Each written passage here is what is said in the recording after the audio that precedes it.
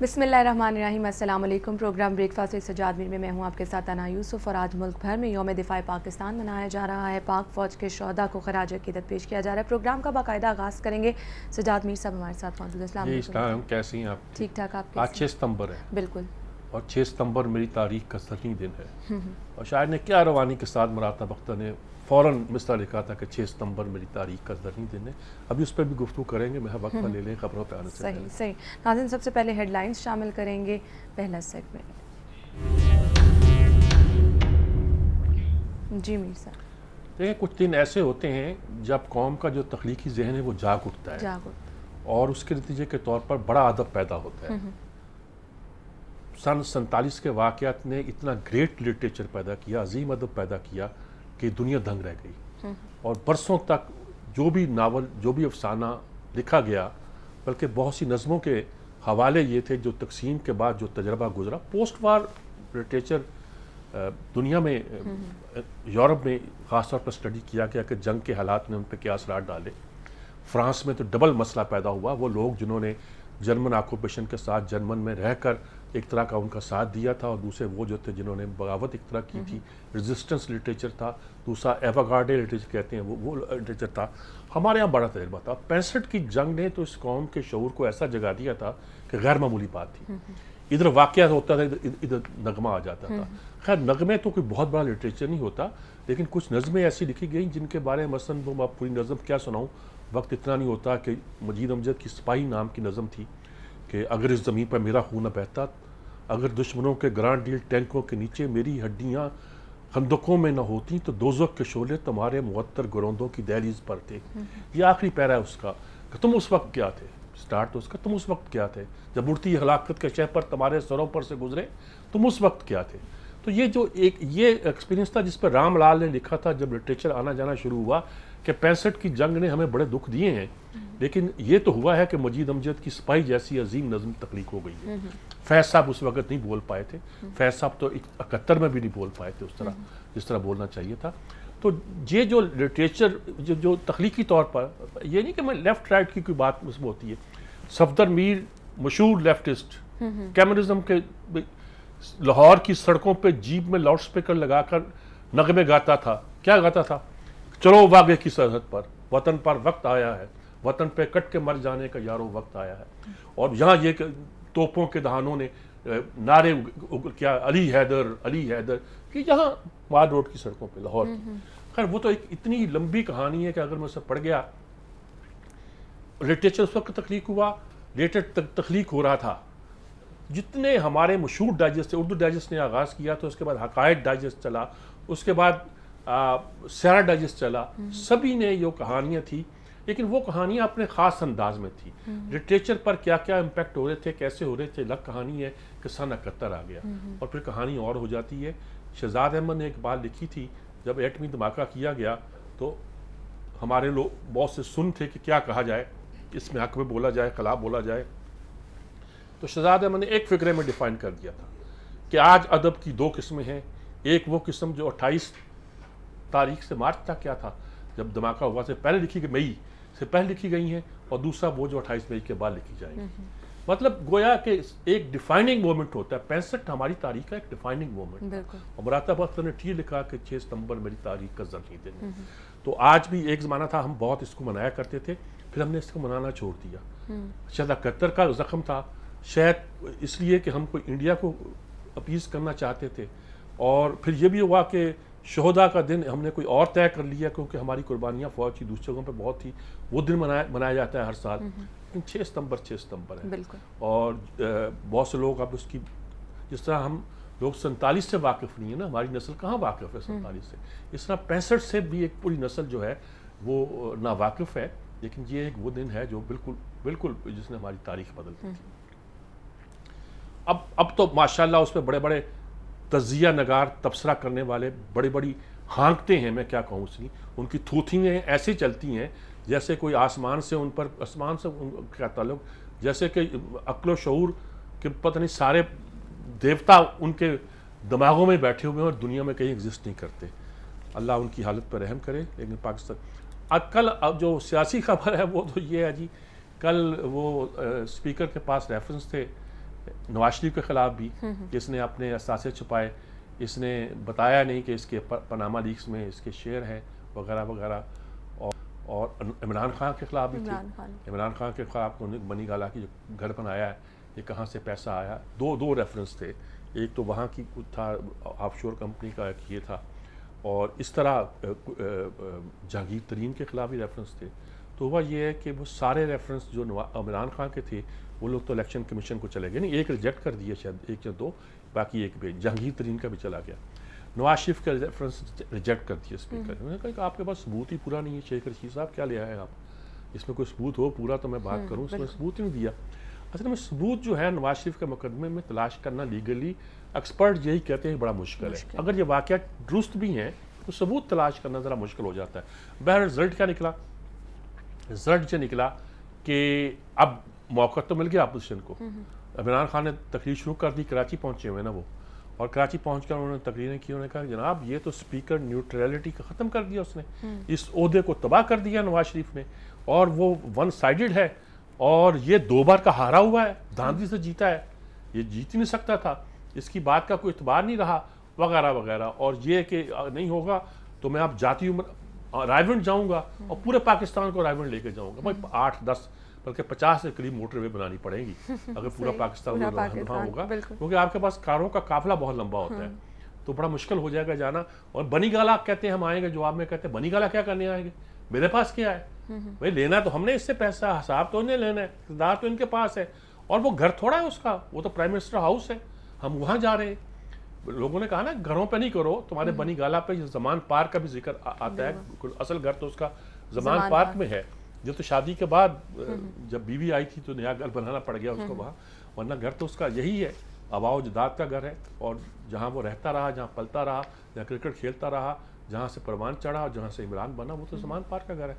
تو ایک لفظوں کی جنگ جو ہے وہ شدت اختیار کرتی جا رہی ہے، اور دونوں طرف سے اسمبلی میں بھی شور پڑا، خورشید شاہ نے کہا جی اپوزیشن کو بولنے کی اجازت دی جانی چاہیے تھی، وہ شاید اسپیکر نے الاؤ نہیں کیا کہ ایشو جو ہے وہ کچھ اور طرح ہو جائے۔ خواجہ آصف تو اپنے موڈ میں تھے، وہ شرم کرو حیا کرو کہ شورا فاق، اور یہ وہ دوسرا جو کیا ہے ٹریکٹر ٹرالی قسم کی فکرے ان کے، تو وہ کا بھی موڈ میں آیا، کہہ رہے ہیں گھٹنوں کے بل رینگتے ہوئے اسمبلی میں آئے تھے، پہلے بائیکاٹ کیا تھا، کس منہ سے آئے تھے یہاں، اور آج بھی یہ الٹی سیدھی باتیں کرتے ہیں، ان کا لہجہ بھی یہی تھا، اور ٹی وی پر جو بولتے ہیں وہ دانیال اور طلال چودھری وغیرہ، انہوں نے اپنا رنگ، انہوں نے بھی اپنا ٹھیک دکھایا، اور اپوزیشن کی طرف عمران خان کی طرف سے بولنے والے ذرا دھیمے بولے ہیں۔ عارف علوی تو ہے ہی بڑے سینسیبل آدمی ہیں، ویسے بھی وہ سوچ سمجھ کے بات کرتے ہیں، تولتے ہیں، وہ لفظوں کی جنگ نہیں کرتے۔ شفقت محمود بولے ہیں، وہ بھی ایک طرح کے ایک کمپوزڈ آدمی ہیں، وہ بھی انہوں نے کوئی ایسی بات نہیں کی، اور میں نے کوئی سنا نہیں ہے کہ Peoples Party P T I کو ایسا بندہ جو زیادہ ووکل ہو، کل وہ زیادہ نظر نہیں آیا جی۔ ادھر ایک نئی ہو رہی کہ ہماری جو نیشنل فائنانس کمیشن کا اجلاس بھی ہونا ہے، پریلیمنری میٹنگز ہو رہی ہیں، مراد علی شاہ جو سندھ کے وزیر اعلیٰ ہے پہلی بار لاہور آئے ہیں، اور میرے ان کے ساتھ چونکہ ذاتی مراسم بھی ہے تو میں نے ان کو میسیج بھی دیا تھا ویلکم ٹو لاہور کا، اور ان کے فون پہ بات بھی ہوئی تھی، اور اس میں مجھے اندازہ نہیں تھا کہ ان کا پورا پروگرام کیا ہے، اور لیکن کل انہوں نے 2-3 باتیں کی ہیں، ایک تو نیشنل ایوارڈ مل جانا چاہیے، دوسرا کالا باغ ڈیم، یہ لاہوریوں کو بھی کیا پڑی تھی، مراد علی شاہ سے کالا باغ ڈیم پوچھ لیا تو انہوں نے کہا کہ پاکستان عزیز ہے، کالا باغ ڈیم عزیز ہے۔ مراد علی شاہ ان لوگوں میں سے ہیں جنہوں نے کالا باغ کے خلاف جو مقدمہ بنایا ہے اس میں سب سے زیادہ کنسسٹنٹ اور سب سے زیادہ ریسرچ ورک انہوں نے کی ہے، جس میں کہتا تھا تھنک ٹینک موجود ہے جو، تو یہ تو کام کرتے تھے، 2-3 لوگ تھے جو بیٹھ کر بڑے اس پر انہوں نے ورک کیا اور ایک مقدمہ گویا ڈیولپ کیا ان کا، اور آپ اس سے ڈس ایگری کر سکتے ہیں، اور میری کئی بار بحث ہوئی ہے ان سے،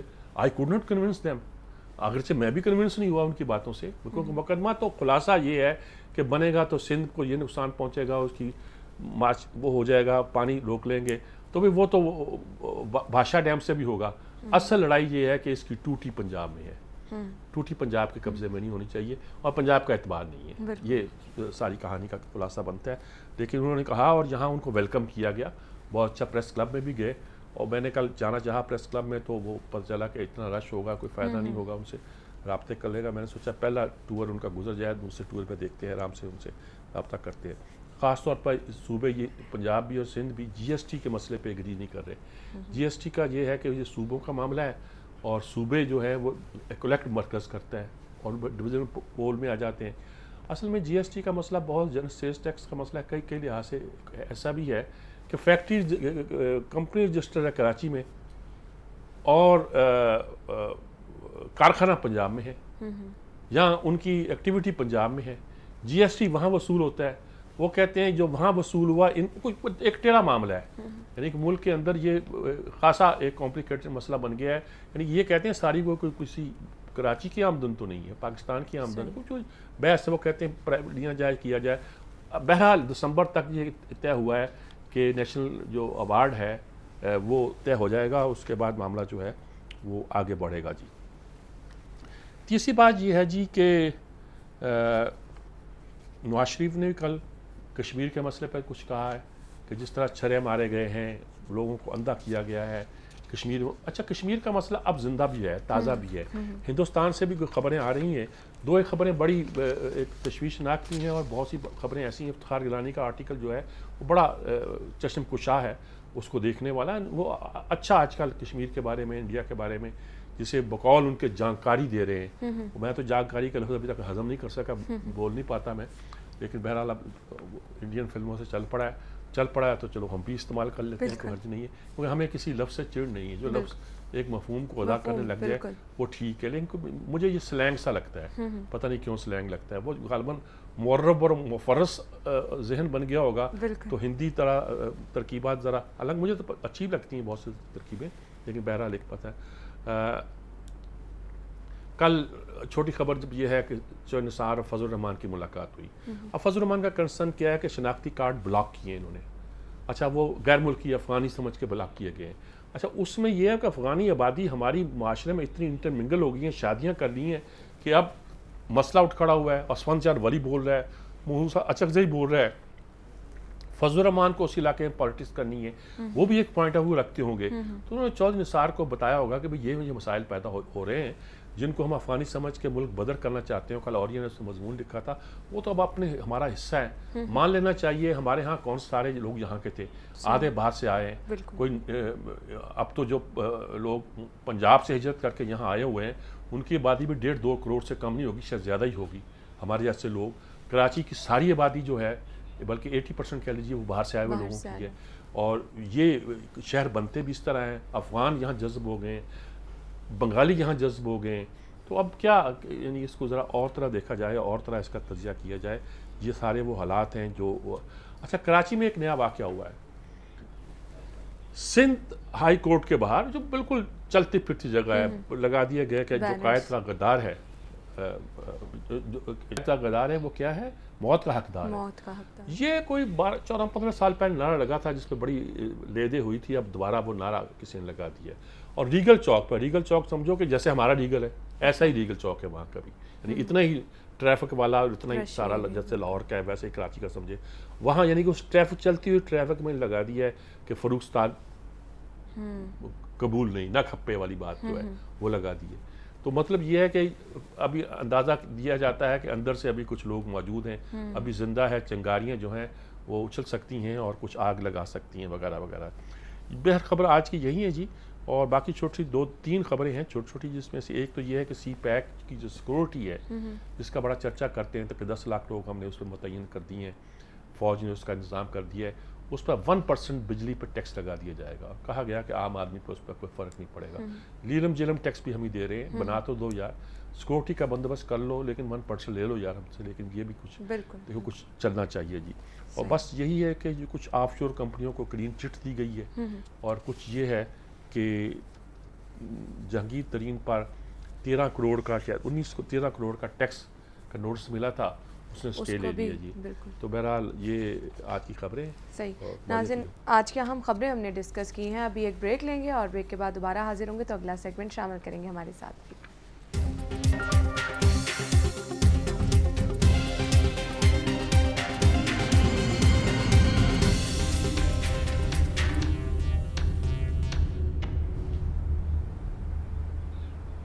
ویلکم بیک. اگلا سیگمنٹ شامل کریں گے انسائٹ. جی میر صاحب آج کون کون سے آرٹیکل؟ جی آج پہلا آرٹیکل افتخار گیلانی کا ہے. انڈیا سے جو لکھتے ہیں کشمیر کے بارے میں، خاص طور پر انہوں نے بلوچستان کارڈ اور اجیت دول کا ذکر کیا ہے. وہ جو ان کا سیکورٹی ایڈوائزر ہے، جس کی اونگی بونگی سی ایک تقریر کہ یہ نہ ہوا تو بلوچستان میں ہم یہ کر دیں گے، وہ بہت نشر ہوئی تھی، میڈیا سے لیک ہو گئی تھی، نشر ہوئی تھی، اور اس سے اندازہ ہوتا تھا کیا کرنا چاہتا ہے. تو پہلی بات انہوں نے لکھی ہے کہ یہاں حالت یہ ہے کہ کشمیر کے حوالے سے بات چونکہ مسئلہ ابھرا ہے تو یہ گلگت و بلتستان اور بلوچستان کا ذکر شروع کر دیا ہے ہندوستان نے، بھارت نے. انہوں نے کہا زمینی حقائق سے واقف نہیں ہے کہ وہاں کی صورتحال کیا ہے، کہ وہاں کی زمینی حقائق کیا ہے، اور یہ شروع ہو جاتے ہیں. اور کابینہ میں بھی اس مسئلے پر، اس بار کابینہ میں خاصا کچھ تصادم تھا کچھ اور مسئلوں پر بھی، جس میں جو پسندیدہ نہیں تھے کچھ لوگوں کے لیے. وہ کسی نے زراعت کے وزیر نے اپنا اعتراض کیا، دوسرے نے اپنا کیا، انفارمیشن نے اپنا اعتراض کیا. تو ان اعتراضات کی وجہ سے کہ پریس کانفرنس کرنے کی بجائے یہ طے ہوا گیا کہ ایک پریس بریفنگ دی جائے گی آف دی ریکارڈ اور آف دی کیمرہ ہوگی. تو وہ بریفنگ دی گئی، اور اس بریفنگ میں یہ بھی بتایا گیا کہ بلوچستان کے حوالے سے فیصلہ کیا گیا کابینہ نے کہ بلوچی زبان میں ایک چینل، ایک اپنا ریڈیو شروع کیا جائے گا. تو شارٹ ویو ریڈیو کی اہمیت لگتا ہے کہ پھر شروع ہو گئی ہے ایف ایم کے بعد. اب دوبارہ کو شارٹ ویو ذرا مینٹین کرنا بھی مشکل ہوتا ہے، مشینری بھی بڑی ہوتی ہے، اور اس کے ساتھ اس کے سگنل بھی اتنے کلیئر نہیں ہوتے. لیکن بہرحال اگر بلوچستان تک آواز پہنچانی ہے تو ایف ایم تو نہیں جا سکے گا، شارٹ ویو بھی جائے گا. تو وہ شروع کرنے کا پروگرام ہے. کہتے میں نے سوچا کہ بھی یہ ہے، تو میں نے اپنے اخبار کو لکھا کہ چیک کرو اس کی کیا ہے. اور انہوں نے بتایا، انہوں نے کہا کہ یہ تو بلوچی زبان میں انفارمیشن ڈپارٹمنٹ نے کوئی سمری بھیجی تھی. ظاہر ہے کہ ڈپارٹمنٹ نے سمری بھیجی ہوگی تو کیا جائے گا. ان کی جو خارجہ افیئرس کے انچارج انہوں نے سمری بھیجی تھی. معلوم ہوا کہ انہوں نے کہا کہ ہمارا تو 15 زبانوں میں 40 سال سے ایک ہماری سروس جاری ہے ریڈیو کی، اور بلوچی کی سروس تو اسی وقت شروع ہو چکی تھی. تو جب ان کا پوچھا گیا تو منسٹر گھبرا گئے. انہوں نے کہا شکر ہے کیمرے کے سامنے یہ بات نہیں ہوئی، اور پھر کہہ بھی دیا کہ اس کو ذرا اخباروں میں زیادہ نمایاں نہ دیا جائے. ہمارے ہاں تذکرے ہو رہے ہیں کہ بلوچی زبان میں وہ اب شروع کر رہے ہیں ریڈیو. تو وہاں تو مسئلہ یہ ہے کہ وہ 15 سال سے کیا ہوا ہے، بالکل، اور کہیں اب انہیں ڈر ہے کہ خطرہ پیدا نہ ہو جائے. انہوں نے کہا یہ اصل میں جواب دینا اب ہماری تارکین وطن کی سمندر پار بھارتیوں کی ایک کانفرنس ہو رہی ہے. پہلے واجپئی نے کرائی تھی، منموہن سنگھ نے، یہ مودی کچھ اس میں انٹرسٹڈ نہیں تھے، لیکن کرائی جا رہی ہے. اس میں گلگت و بلتستان اور بلوچستان کے بھی نمائندے بلائے جائیں گے. پھر انہوں نے نام لکھا. انہوں نے کہا یہ تو ہر سال آتے ہیں، اس بار نیا کیا ہوگا؟ نیا یہ ہوگا کہ اس کو بڑھا چاہ کے پریس میں پیش کیا جائے گا. وہ ہر سال اس کو پکڑ کے لے آتے ہیں. ایسے ہی کوئی کھڑے ہو جاتا ہے، کوئی جیسے کوئی کھڑا کر دے کہ جی یہ گلگت و بلتستان کا نمائندہ فنڈ دے کے وہاں بٹھا دیتے ہیں. تو انہوں نے کہا یہ توڑ نہیں ہے، یہ this is not a ground reality. اور بات یہ ہے کہ انہوں نے کہا کہ پھر ایک کہانی ہے کہ 2005 میں دول کے بارے میں اس کی جو پالیسی ہیں، یہ کیسے عہدہ بنا، واجپئی نے بنایا، پھر منموہن سنگھ نے بنایا، پھر پہلے فلاں آدمی آیا، پھر فلاں آدمی آیا، اب دول کے پاس ہے. ان کی کہانی بھی بتائی گئی. انہوں نے کہا یہ فارن افیئر سے اس طرح واقف نہیں. ان کا کیا تھا؟ انہوں نے کہا کہ یہ ایک گینگسٹر لوترا تھا، اس کا پیچھے کرتے ہوئے بمبے اور دلی کی پولیس نے مشترکہ آپریشن کیا اور ایک گاڑی پکڑ لی. اس گاڑی میں اسلحہ ہی نہیں نکلا، بلکہ اس کی پچھلی سیٹ پہ بیٹھا ہوا ایک ریٹائرڈ انٹیلیجنس افسر بھی قابو میں آ گیا، جس کا نام یہی اجیت دول تھا. معلوم ہوا چھوٹا راجن گروپ کے ساتھ مل کر یہ اب بھی کارروائیاں کر رہا ہے داؤد ابراہیم کو پکڑنے کی، یعنی کہ ان کے سر پہ وہ بھی سوار ہے. اور پھر ہوا یہ کہ گولڈن ٹیمپل پر بھی یہی آدمی تھا جس نے اصل کام کیا تھا. اس وقت انہوں نے کوئی پکڑ لی وائرلیس یا کیا کہ پتہ چلا کہ ISI کا ایک افسر گولڈن ٹیمپل کو وزٹ کرے گا، شکل بدل کے، حلیہ بدل کے، اور وزٹ کرے گا. وہ ان کو ان کی اسٹریٹجی سمجھائے گا کیا کرنا ہے. تو اس سے پہلے کہ وہ افسر آتا، اور انہوں نے سارے رستے بند کر کے دول خود بیس بدل کے چلا گیا کہ ISI کا افسر میں ہوں. اچھا. اور اس کو پتہ چل گیا کہ اینٹی ایئر کرافٹ اور گنز وغیرہ کہاں نصب ہے، اور اس طرح آپریشن کی اندر کی ساری جو لے آؤٹ تھی حکمت عملی، اس کو سمجھنے میں مدد ملی. اس نے کارروائی کی. انہوں نے کہا یہ شخص ہے جو اب یہ سارا کرنا چاہتا ہے. اور نے کہا جب یہ مودی سے بات کرتا ہے تو کمرے میں کوئی نہیں ہوتا اور کسی کو آنے کی اجازت نہیں ہوتی. نہ صرف اجازت نہیں ہوتی بلکہ یہ بھی کہا جاتا ہے کہ اگر کوئی فون آئے تو سیکرٹری سے کہا جاتا ہے کہ وہ فون پاس نہیں کیا جائے گا، سنا نہیں جائے گا. جی یہ ایک بنیادی مضمون کے بعد میں 2 مضمون دوسرے اور پڑھنا چاہتا ہوں. ایک تو ویر پرتاپ ویدک کا ہے، اس میں اور بہت سی باتیں ہیں. کچھ وہ میں چھوڑتا ہوں، انڈیا کی اپنی پالیٹکس ہے، لیکن ایک چیز ہے کہ مدر ٹریسیا کو سینٹ کا درجہ دیا جانے والا ہے. اچھا. سینٹ کو انہوں نے ترجمہ سنت کیا ہے، بریکٹ میں فقیر لکھا ہے. بس سمجھ لو ولی اللہ بنا رہے ہیں اس کو. وہاں تو ولی اللہ خود تھوڑا بنتا ہے بالکل، اور اس کی پہچان لوگ تھوڑا کرتے ہیں کہ یہ ولی اللہ ہے. وہاں تو ولی اللہ جسے ان کا کیتھولک چرچ ہے وہ جو ڈگری عطا کرتا ہے وہ بن جائے کہ جناب فلاں ولی اللہ ہے. دیکھیے ہمارے ہاں اتحاد کا یہ عالم ہے کہ آیت اللہ کوئی یونیورسٹی یا کوئی ڈگری یا کوئی ادارہ نہیں کرتا. ایک شخص جو اپنی خدمات کرتے ہوئے بیٹھا ہوتا ہے، اس کی جو مقام و مرتبہ بڑھتا جاتا ہے، پھر اسے حجت الاسلام کہنا شروع کر دیا جاتا ہے. پھر جب دیکھتے ہیں کہ یہ ایسا ہے کہ سب اسی کی طرف رجوع کرتے ہیں تو وہ آیت اللہ بن جاتا ہے. اور اسی میں پھر آیت اللہ عظمیٰ وغیرہ ساری صورتحال بنتی ہے جہاں کوئی چرچ، کوئی ہمارا ادارہ نہیں عطا کرتا. وہاں اب چرچ فیصلہ کرے گا کہ یہ بندہ ولی اللہ ہے. یہ تو خیر اس کو جوگی کہتے ہیں، اسے سنت کہتے ہیں. سنت کا لوگ بھی ہمارے ہاں بڑے شوق سے استعمال کیا جاتا تھا. ہمارے ایک بڑے ادیب ہیں، پنجابی میں زیادہ لکھتے تھے، انہوں نے کراچی میں ایک مضمون پڑھا اور اس میں لکھا کہ انہی دریاؤں میں کہیں گیتا لکھی گئی تھی، وید لکھے گئے تھے پنجاب کے دریاؤں میں، اور یہیں کہیں سنت فرید نے بیٹھ کر یہ کیا تھا. کراچی کے لوگوں نے سن لیا سنت فرید کوئی ہوگا، اور میں نے کہا پتہ ہے یہ سنت فرید کس کو کہہ رہے ہیں؟ یہ حضرت بابا فرید الدین گنج شکر کو کہہ رہے ہیں. ان کا خیال ہے کہ پنجابی میں اگر بابا فرید الدین گنج شکر کا ترجمہ کرنا ہے تو اس کے ساتھ سنت لگانا ہے. اور یہی چیز تو مقامی زبانوں کے لیے رکاوٹ بنی. کیا مقامی زبان ہی لگتے تھے، مقامی کلچر بھی وہ لے کے آتے تھے جس کو ہم نے دیس نکالا دے دی ہے. یہاں پنجابی ادب کے نام پر ایک زمانے میں بڑی الگ تلگ چیزیں آتی رہی. پھر لوگوں نے اٹھا کہا پنجابی تمہاری کوئی خاندانی زبان ہے ہم، اور پھر ہیر وارث شاہ اور سب چیزوں کے. تو انہوں نے کہا درجہ، لیکن انہوں نے کہا کہ اس کے لیے 2 شرطیں ہوتی ہیں. دوسرے آرٹیکل میں بھی یہ ہے، جویر مارٹینیز بروکلی کا ہے کہ 2 اس کے موزے ہونے چاہیے. اس کو مدر کا تو کہا جاتا ہے. 2 موزے کیا بننے کے بعد انہوں نے کہا کہ اس کی دعا سے فلاں برازیل کے آدمی تھا، اس کی گٹھیاں چلی گئی، کوئی رسولی تھی، اور ایک فلاں آدمی کا ایسے ہی کوئی ہندوستان میں تھا، اس کو بھی یہ فائدہ پہنچ گیا. مرنے کے بعد 2 موزے دکھا دیا، اعلان کر دیا. تو 2 موزے جس کے اس طرح آ جائیں اس کو ہم پھر گویا سینٹ کہہ دیتے ہیں. تو وہ سینٹ بننے کے مرحلے میں وہ گزر رہی ہیں، لیکن انہوں نے ان کے خلاف نیگیٹو باتیں بھی لکھی ہیں کہ اس نے یہ کیا، اور یہ تک کہا کہ فلاں نے کتاب میں یہ لکھا تھا اور پول کھول دیا تھا کہ وہ جو مریض ہیں ان کو علاج کے لیے لاتی ہیں، لیکن علاج نہیں، اس کا انتظام ہی نہیں ہوتا. یہ دکھاوے کی چیزیں اور بھی بہت سی چیزیں ہیں، لیکن میں ان چیزوں پہ زور نہیں دیتا. اور اسی کے ساتھ یہ دوسرا آرٹیکل بھی جو تھا اس کا میں نے تذکرہ کر دیا. اس میں بھی انہی چیزوں کے کہ بیٹھی گوشت، کسی آدمی کے گوشت میں سے کیڑے نکال رہے. اب بدبو زدہ لاشیں اٹھاتے ہوئے تو ہم نے عیدی کو دیکھا ہے جی. بالکل. اس نے کہا کہ مجھے کوئی 2 کروڑ اتنے پیسے دے تو میں نہ کروں. انہوں نے کہا پیسے لے کے تو میں بھی نہ کروں. مدر ٹریسیا نے کہا. بہرحال ٹھیک ہے، وہ اس حساب سے چلتا بھی. آج امجد ثاقب، پہلے میں دیکھتا ہوں جی. امجد ثاقب صاحب نے آج ڈاکٹر آصف جاہ ہمارے پروگرام میں آ چکے ہیں کئی بار. کسٹم میں ملازمت کرتے ہیں اور وہاں کے انہوں نے ویلفیئر کا ادارہ بنا رکھا ہے، وہیں کے لوگوں سے پیسے لے کے مدد کرتے ہیں. تو امجد ثاقب صاحب تو خود ایک لیجنڈ ہو گئے نا کہ ہیومن رائٹس کے حوالے سے، بلکہ انسانی خدمت کے لحاظ سے. تو وہ جو خدمات کرتے ہیں اسی لحاظ سے یہ دوسرے خدمت کرنے والا کو انہوں نے تعریف کی ہے. اچھا یہ چونکہ وہاں تھر میں بیٹھے ہوئے آج کل بھی ملے تھے آصف جاہ صاحب، پر چلا کہ تھر میں بیٹھے ہوئے. پھر انہوں نے کہانی بتائی ان کی کہ وہ کہاں گئے تو انہوں نے دیکھا کہ وہاں ہندو آئے ان کے پاس. انہوں نے کہا کہ ہماری عورتیں جو ہے نا اتنے میل جا کے پانی لے کر آتی ہیں، کنویں خشک ہو گئے. بڑا اچھی ایکسپریشن کیا کہ پرندوں کو چونچیں ڈبونے کا پانی نہیں ملتا وہاں. تو وہ عورتیں جو ہیں سروں پہ پانی اٹھا کے پتہ نہیں کتنے میلوں سے جا کے لے کر آتی ہیں. تو آپ ہمیں کنواں، انہوں نے کہا ہم مذہب کی بنیاد پہ تو کام کرتے نہیں ہیں، تو ہم نے وہاں کنواں کھودا جو 1 مہینے میں تیار ہو گیا، وہ لوگ وہاں سے کرتے ہیں.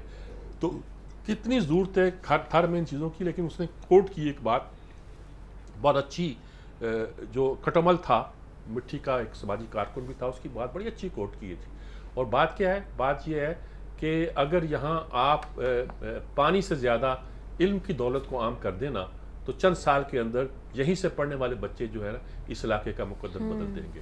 تو میرے خیال میں یہ بھی کرنا چاہیے. یاز امیر صاحب نے آج صرف یہ لکھا ہے، بحرین کہیں گئے تھے اور وہاں نہیں UAE میں کہتے ہیں کہ کیا فرق ہے.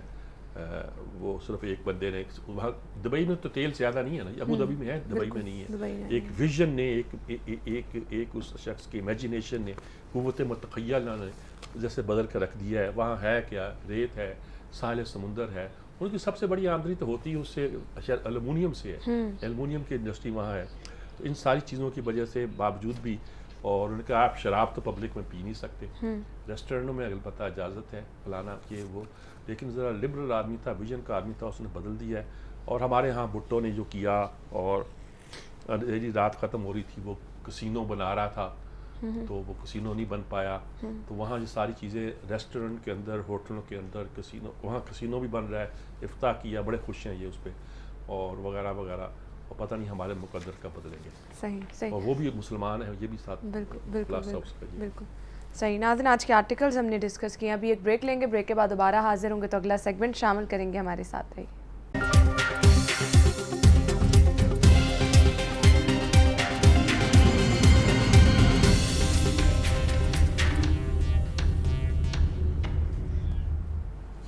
Welcome back. اگلا سیگمنٹ شامل کریں گے ان پٹ. اور آج ہمارے ساتھ ٹیلی فون لائن پہ ہوں گے محمد طاہر صاحب, اور اسٹوڈیو میں ہمیں جوائن کیا ہے اکرام سہگل صاحب نے. آپ کو خوش آمدید کہیں گے. جی طاہر صاحب کا آپ نے پورا تعارف نہیں کرایا. اب تو پہلے تو وجود کے وہ ایڈیٹر تھے آن لائن, اب تو جرت اخبار کے وہ ڈبل ایڈیٹر ہو گئے, چیف ایڈیٹر ہو گئے. چلو ٹھیک ہے, ماشاء اللہ. پہلے بھی ہمارے دوست کے پاس تھا, اب بھی ہمارے دوست کے پاس ہے. بات کرتے ہیں, سوال میں نے آپ سے کرنا ہے, لیکن پہلے میں طاہر صاحب سے اس لیے پوچھنا چاہتا ہوں کہ کراچی وہ بیٹھے ہوئے ہیں, تو پہلے ان کا ریئیکشن لے لوں, پھر میں آپ سے تفصیل کے ساتھ اس پہ بات کرنا چاہتا ہوں. طاہر صاحب, یہ جو کل پوسٹر لگے ہیں, اور لاہور ہائی کورٹ کوئی تنہا جگہ پہ نہیں ہے, اور پھر ریگل پہ لگنا فاروق ستار کے بارے میں, یہ کیا آپ اس کو کیسے اسیس کرتے ہیں؟ دیکھیں میرے صاحب, ایسے ہی بینرز آپ کو معلوم ہے, تب آپ کراچی میں ہی ہوتے تھے, پہلے بھی لگے ہیں, لیکن تب میں اور آج میں فرق یہ ہے کہ تب جب یہ بینرز لگے تھے تو اس کو اتارنے کی بھی ہمت لوگوں میں نہیں تھی, اور کراچی میں ایک لرزہ طاری تھا اور ایک فیئر کی فضا تھی. اور آج جب یہ بینرز لگے ہیں تو لوگ مسکرا کر آگے بڑھ گئے, اور انتظامیہ آئی اور انہوں نے جو ہے وہ اس کو ہاتھ سے اتار کر نوچ کے پھینک دیا, اور کراچی میں کچھ بھی نہیں ہوا. تو کراچی میں ایک جوہری بدلاؤ آ چکا ہے, ایک فرق واقع ہو چکا ہے. یہ بینرز اتنے جو ہے وہ زیادہ سیریس کسی نے لیے بھی نہیں ہیں. آپ کو معلوم ہے کہ کچھ عرصے پہلے جب پاکستان کے خلاف نعرے لگے, آج ہم یوم دفاع پر موجود ہیں, تو جو پاکستان سے محبت ہے ہماری, اور پاکستان سے جو ہمارا تعلق ہے, وہ اتنا اٹوٹ ہے, اور محبت اتنی بے پناہ ہے, اور اس قوم کی جذباتی تشکیل جو ہے وہ اتنی زیادہ اس ملک کے ساتھ محبت سے ہوئی ہے. ہر قوم کی ایک نفسیاتی ذہنی تشکیل ہوتی ہے اور ایک جذباتی تشکیل بھی ہوتی ہے. تو ہم اپنی محبت میں بے پناہ لوگ ہیں جب ہم ملک کی بات کرتے ہیں.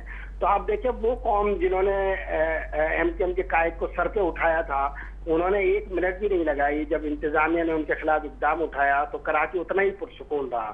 تو اگر کوئی خوف کی فضا پیدا ہونی تھی تو وہ اس روز ہونی تھی. ٹھیک بات ہے, ٹھیک بات. میں آپ کی طرف دوبارہ آتا ہوں. اصل میں آج 6 ستمبر بھی ہے, اور یوم دفاع پاکستان ہے, جس کو ہم منانا بھول گئے ہیں. لیکن بہرحال یہ ایک بہت تاریخی دن ہے. کچھ بہت سے واقعات کا تذکرہ میں نے کیا ہے. اکرام سہگل صاحب, چونکہ آپ کا عسکری ایک بیک گراؤنڈ کراچی کا, تو پہلے آپ اس واقعے پہ کمنٹ کریں جو ہوا ہے, لیکن اس کے بعد میں چاہوں گا کہ ہم بحث کو آپ ہی سے اس مسئلے پہ لے آئیں جو یوم دفاع پاکستان ہے. پھر طاہر صاحب سے پوچھتے ہیں اس مسئلے پر. میں طاہر صاحب کی بات آگے لے جاؤں گا کہ پوسٹر تو کوئی بھی لگا سکتا ہے. پوسٹر لگانے میں کتنا دیر لگتا ہے, آپ ہائر کریں کسی اس کو اور پوسٹر لگا دیں گے. لیکن جو ان کی امپورٹنٹ بات تھی کہ ریئیکشن کیا ہے. اب چھوڑیں پوسٹر کو, ان کے 200 آفیسز جو ہیں ڈیمولش ہوئے ہیں. آپ کو پتہ ہے میر صاحب کہ وہاں سے لوگ جو ارد گرد کے وہ ان کے فرنیچر اٹھا کے لے گئے, وہ اٹھا کے لے گئے. تو کوئی ریئیکشن کی جگہ لوگوں نے اتنا وہ کیا ہے کہ فرنیچر اٹھا کے لے جاتے ہیں. ٹھیک ہے نا, اگر تو انہیں ڈر لگتا تھا کہ گھر میں ایسی کوئی چیز نظر آ گئی, نزدیک نہیں آتے تھے, تو بال بچہ کولو میں پھیلا دیا جائے گا. وہ ان کی ایک ہل پارک کے پاس ایک آفس تھی کراچی میں, پی سی ایچ ایس میں. آپ کو پتہ ہے وہ روڈ کے اوپر وہ بڑی امپورٹنٹ روڈ تھی, اس روڈ کے پاس سے نہیں جاتے تھے, وہ ڈائیورٹ کر کے جاتے تھے کہ جی ہاں یہ روڈ پر بیٹھے ہوتے تھے ان کے لوگ. اتنا خوف تھا. دیکھیں جی, تھوڑی بہت ہل پارک تو حالانکہ وہاں کی سب سے پرانی ٹریڈیشنل سیرگاہ ہے, جس میں ہر بندہ جاتا تھا. آپ دیکھیں جا کے جی کہ اس کی اثر رسوخ تھوڑی رہے گی. ہارڈ کور ایکٹیوسٹ جو ہیں رہیں گے, جو اس کے فائدہ جس کو ان کو ہوا ہے کافی, اور ان کو پتہ ہے کہ ان کے پاس اگر ریئیکشن وہ تو کدھر جائیں گے, تو وہ تو نہیں چھوڑیں گے. اور یہ جس طرح ٹیررزم ہوتی ہے, ٹیررزم یہ تو نہیں ہوتا کہ پوری ماس ٹیررزم آپ کے خلاف دہشت گردی, کچھ لوگ ہوتے ہیں, ٹیرر ہوتا ہے جی. اسی طرح ان کے لوگ رہیں گے اور یہ حرکتیں کرتے رہیں گے, ٹھیک ہے. لیکن میں آپ کو ایک بات بتاتا ہوں, جو اس دن میں نے ایک آرٹیکل لکھا تھا, دا فال آف الطاف's امپائر. میں نے اتنی جلدی اتنی بڑی امپائر کو فال ہوتے ہوئے نہیں دیکھا. ٹھیک بات ہے, ٹھیک ہے نا, rise and fall of Roman empire. اچھا, دوسرا سوال جو میں آپ ہی سے سٹارٹ کرنا چاہتا ہوں, تاج کے اس کے بعد آتا ہوں. یوم دفاع پاکستان ہے, کوئی یعنی کہ جو ہماری یادداشتیں تھیں وہ تو میں نے ذکر بھی کیا, ایک بڑا لوگوں میں جو جذبہ تھا وہ آپ انتھنکیبل ہے. اور لٹریچر میں تو یہ ہوا کہ بڑا لٹریچر پیدا ہوا, لیکن روز کے ترانے نغمے ایک واقعہ ہوتا تھا, میرا سونا شہر قصور نہیں, سری نگر کی بچیاں نڈر دلے لڑکیاں, اور یعنی کہ دوسری جنگ عظیم کے بعد نہیں دیکھی ہے ایسی لڑائی, باقی تیرے چھیل چھبیلے کڑیل نیزہ باز سرگودا میرا شہر. تو یہ خطہ لاہور تیرے جانثاروں کو سلام, رئیس امروہی نے فون پہ لکھوایا تھا یہ. تو یہ جو ہے یہ ساری کیفیت تھی, کیا اس میں آپ کا کیا اس میر صاحب جب آپ بات ابھی کر رہے تھے تو میرے رونگٹے کھڑے ہوتے تھے, اس لیے کیونکہ میں اس زمانے فوج میں تھا. فوج میں تھا لیکن میں اکیڈمی میں تھا. میں اور ہمارے ساتھ 2 ٹرم جو ہم سے آگے تھے 32nd 33rd PM میں, وہ 11 سپٹمبر کو چلے گئے لڑنے کے لیے, اور ان میں سے کافی لوگ شہید ہو گئے 4-5 دن کے اندر. آپ سوچیں یہ بات, 1 دن کے ریٹ تھے, 2nd لیفٹیننٹ بنے اور شہید بھی ہو گئے. ہماری بدقسمتی یہ تھی کہ ہم لوگ انڈر ٹریننگ تھے.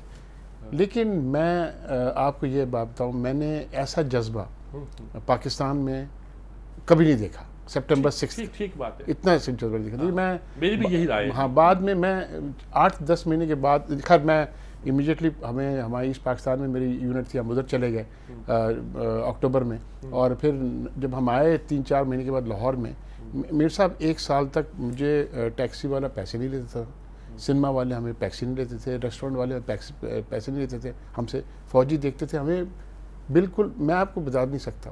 اچھا, ہم لوگ جب ایکسرسائز پر جاتے تھے وہ لوگ آ جاتے تھے لسی کے ساتھ, مکئی کی روٹی کے ساتھ, اب حیران ہوں گے کتنا جذبہ تھا.